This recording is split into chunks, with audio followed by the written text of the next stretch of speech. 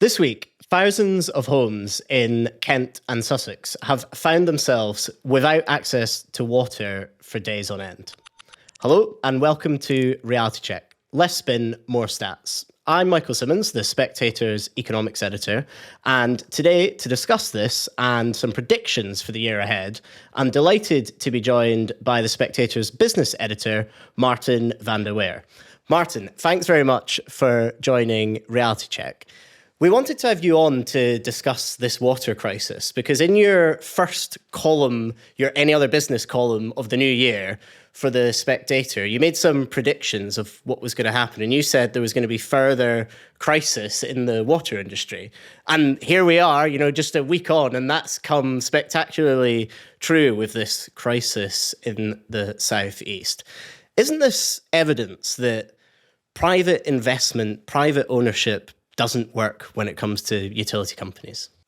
Not entirely, but it's a pretty vivid example of what can go wrong. So Southeast Water is currently in the throes of its second crisis of the winter. It had one a few weeks ago, which was to do with water quality, where people were having to have their water delivered in bottles at Tunbridge Wells and elsewhere. Now it's to do with frozen pipes, and it's a disgrace. Southeast Water is owned by a bunch of large overseas institutions, Australian, Canadian, and so on. Its chief executive is paid £400,000 plus 100 and something thousand bonus. And the public think, what went wrong? I just want water out of my tap. Water is the most natural of all resources supplied by utilities. Yeah. It's a sort of God-given resource. And what are these people doing? Gouging out dividends and profits from it and providing such a rotten service. So, yes, there is a crisis in the water industry, but actually the real spotlight should be on Thames Water rather than Southeast. Thames is the biggest one. It has 16 million customers across the southeast of England, and it's basically bust. It's actually its equity shareholders. It's gone through various stages of ownership since it was long ago a public company on the stock market. Now its shareholders have effectively been wiped out. So it's in the hands of its bondholders, the people it owes money to. And that one, I think, will be the catalyst for the bigger crisis. And how has Thames Water got there? How's it got to the point of being, so indebted, facing bankruptcy? How can you not make money when you've just got to get water down people's taps? You might think that, but also there's a lot of pipes and a lot of reservoirs and a lot of cleaning processes and so on, and sewage processes. And so there's a huge infrastructure involved. And unless the infrastructure is kept up to date with a constant level of capital investment, it's going to fall apart. And that's effectively what's happened with Thames. They're essentially needing something up to £20 billion of investment to put the thing straight now. Thames Water, at its worst stage, I think, came under the control of a very well-known Australian investment bank called Macquarie, who are big infrastructure investors. And their model essentially was to load up companies that they invested in, load them up with debt, extract very large dividends for their consortium of investors, and stay just the right side of the regulatory guidelines that were set for them. The trouble in this industry is the regulator didn't really know what it was doing, set guidelines that weren't good enough at the time. So the investment in infrastructure gradually fell further and further behind where it should have been. Now the company is pretty well a wreck, so I'm told, much worse than some of the reporting of it has been. And the creditors, the bondholders, have put forward a proposal that they will effectively appoint a new board and lead a rescue. They'll take a 25% haircut. That means they write off a quarter of the debt and so on.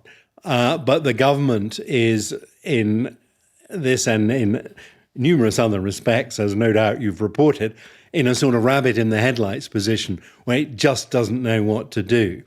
So its first option is something called a special administrative regime, which is a temporary renationalisation, during which normally what would happen is they invite bids for other private sector rescuers to come in. However, the backbenches, who are pretty rampant these days of the Labour Party, John McDonnell, Clive Lewis, people like that, are just waiting for the day when one of these water companies is fully renationalised, and then waiting for a sort of domino effect where the whole industry will go.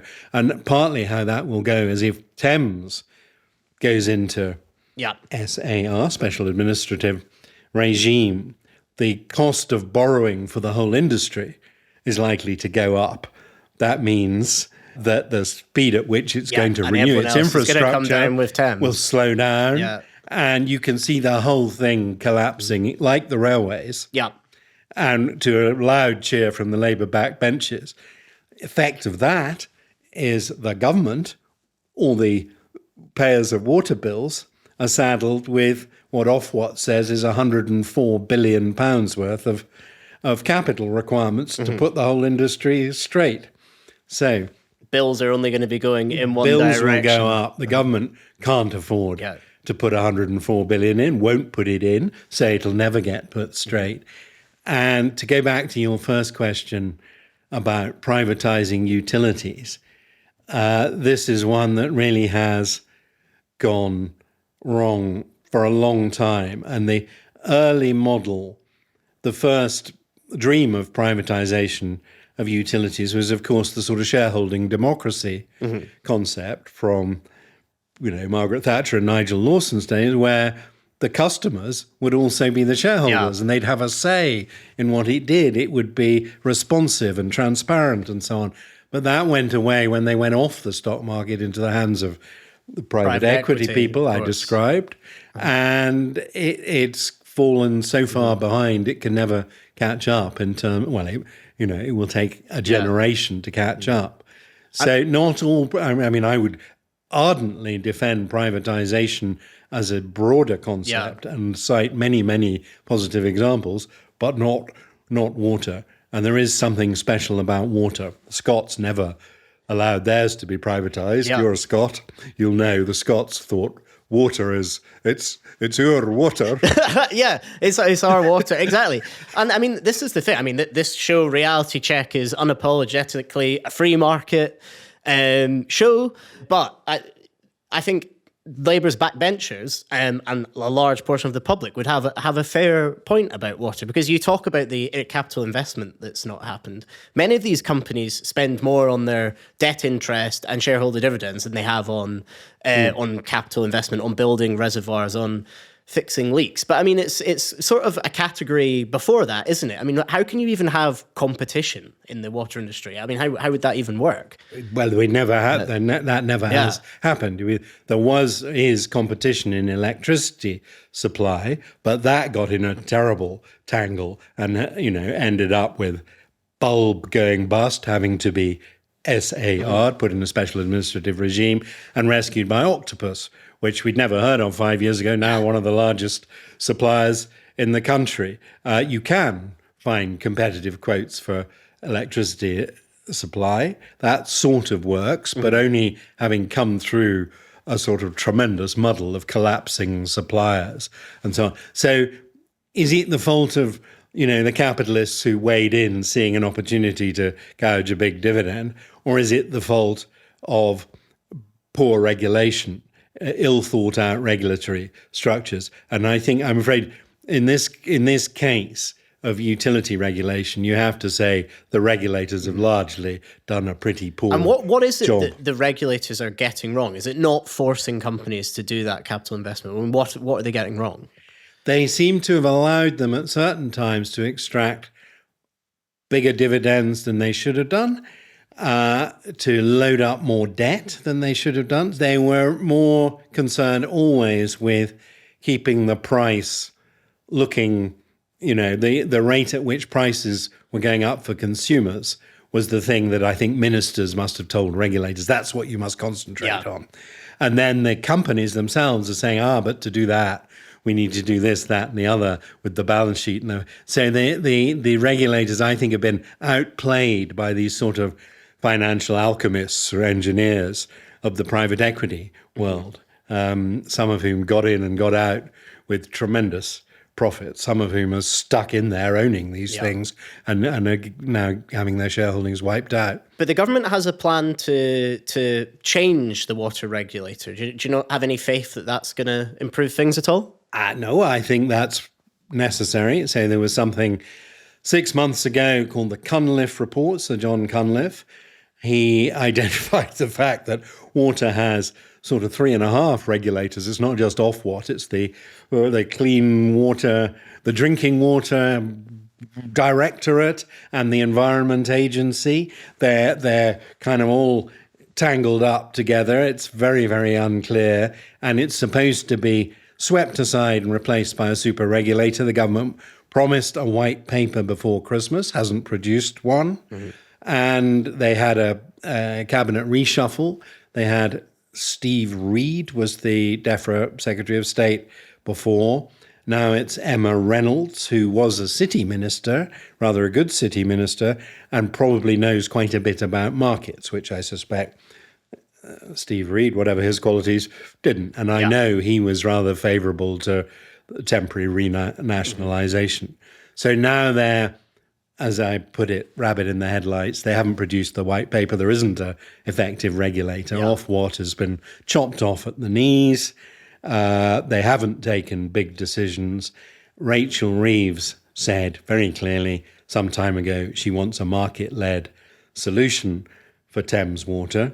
But if they go on like this, the market-led solution will, which is the one put forward by the creditors, will go away, and it'll have to be temporary renationalisation and whatever follows from that. So I think it's going to be a big story this year. And if as the backbenchers, as if you point out, the backbenchers do make the case that any kind of temporary nationalisation should become permanent, as is happening in the rail industry, do you think that this is we're going to see a wider move from Labour to actually switch back to being pro-nationalisation on a larger scale across more industries? I don't know, because the capital commitments that would be required to make that happen are so formidable that reality may intervene. Mm-hmm. So I don't think there's any chance of renationalising anything by means of actually buying it off its shareholders. Sure. The government simply can't do that. But where these things are licensed or franchised and one by one heading for collapse, which was the case with the railways and could be the case with water, then, they will take that opportunity. And this government seems to be all the time looking for chunks of red meat it can offer to its backbenchers because it is in such a fragile state in Downing Street. Well, moving on to the wider economy, let's do some predictions for this year, 2026. Another area you've written about is pubs. And obviously in the last couple of weeks, viewers and listeners will know that there's been another U-turn after the budget where they're going to give some leeway on business rates so as to hammer pubs so much. Is that going to be enough for pubs? And is it going to stop there? Are we going to have greasy spoons wanting their help, hotels wanting help for them? Well, first of all, what the U-turn, which was to do with the revaluation for rating purposes, for business rate purposes, which was a colossal sting, like a 78% increase for the average pub. I think the government or the Treasury, let's say, had completely failed to see the effect of what they were doing, and they backed out of that. So the pubs are back to the pretty adverse position they were in before that one hit them, which is to say that minimum wage rates have gone up, drinking habits have changed, all the things that are making it difficult. I think you're quite right.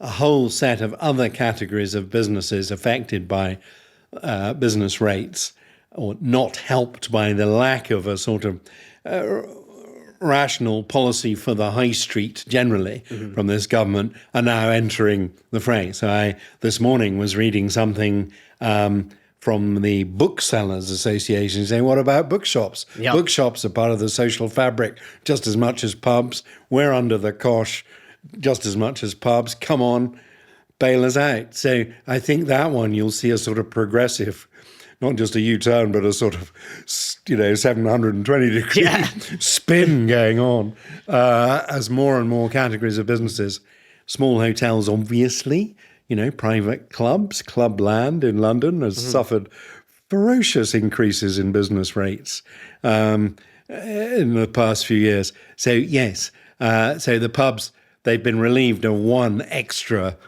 absolutely punitive burden that suddenly hit them, but they're still in poor shape. And you have to also accept there's some social change behind that as well, that people are not going to the pub and drinking, at least I think you and I are not going and drinking 6 or 8 pints of beer anymore. It's gastro pub speak or for nothing. Yourself. But do you think this U-turn tells us something more about this Treasury? I mean, Rachel Reeves is the first Chancellor that I've reported on, but you've, through your career, reported on lots of different Chancellors and lots of different iterations of the Treasury. Do you think it's fair to say that there seems to have never been a number 11 Downing Street that's less in control than this one is now? I mean, Keir Starmer seems to just be calling the shots. You would never compare Rachel Reeves to someone like Gordon Brown, for instance.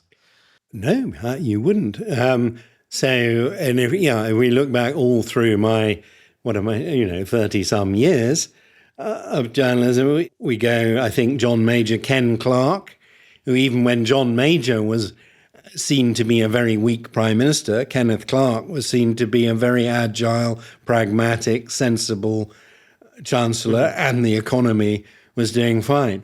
Gordon Brown, a force of nature, formidable chancellor in his way. Alistair Darling was good through the 2008 crisis. We can go on. George Osborne, love him or hate him, was a shrewd chancellor, an effective chancellor all the way through. I don't really recall the chancellorship of Nadim Zahawi, which lasted barely the blink of an eye, but leaving him aside, and Kwarteng, of course, saying it all went pear-shaped, in the last stages of Conservative government. And Labour can still hark back to that and say, Rachel's, she's an economist and she's more sensible than Kwasi Kwarteng. But I mean, that really is a low bar. Yeah. But the Treasury seem fairly happy with how the budget is played out, a few months down the line, largely around the fact that because she doubled the headroom, we're not back to a crisis situation. And that's certainly one reading of it. But it does just seem that every week now, Number 10 unpicks a different bit of her budget. Yes, quite. And I think public confidence in economic management of this government is astonishingly low, considering the point at which they came into power and the size of the majority and the obvious need for a change of government when they did come in. No, I'm afraid I can't think of anything sympathetic or positive to say about her. I felt sorry for her the day she wept in the House of Commons. But honestly, for all her claims to be a serious economist, and that's how she was presented, bigged up before she came in, she appears to have really no grip at all.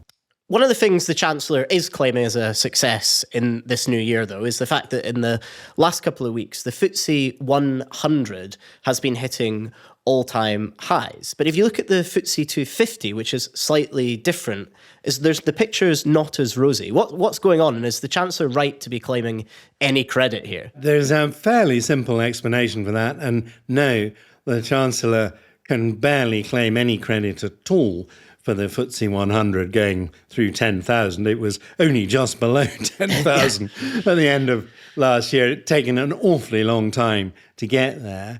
The FTSE 100 consists largely of multinational companies whose fate in the world is determined by global economic swings and trends and so on, whereas the 250 is much more a reflection of the state of the Right. UK domestic economy. Within the FTSE 100, there were a number of sectors, among them mining and natural resources, for example, which are sort of overdue for a revaluation. There are some big defence manufacturers, Rolls-Royce and BAE, which have been going up and up for a while, but still may have further to go in this dangerous world we're in. The banks have been coming back up strongly and so on. They are global businesses, if ever there are any global businesses. So, and the stock markets do have a life of their own. I mean, it wouldn't be all that astonishing if the 250 was also going up stronger than it is, because stock markets, they are both a reflection of what are the other choices. Would you buy bonds? Do you keep cash? Do you buy shares? If interest rates are coming down, shares look more attractive, all of that. And if you look back to the 1970s, which I do quite a lot, you could see the turn of the stock market from the absolute bottom in economic terms of 74, 75 and so on. From early 1975, the FTSE index equivalent in those days was starting to go up because it had gone down too far, and people were thinking, well, things are going to get better in the end, and they could see some sunlight on the horizon. So I don't think we're quite in a 1975 position, but I think there was a lot of value to be released or discovered in UK shares, whereas US stock markets, a lot of valuations are higher than the highest you could imagine already. Ours were undervalued, and they're coming back. So is that why we seem to be doing a bit better than US stocks at the moment, just because they're undervalued?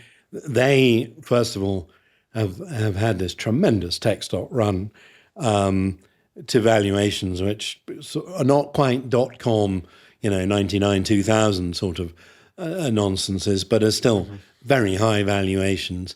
And who knows, the American domestic situation, this attack on the Federal Reserve that Trump has now launched, his sort of, underperformance in terms of the domestic economy, whilst all the fireworks go on in foreign affairs and so on.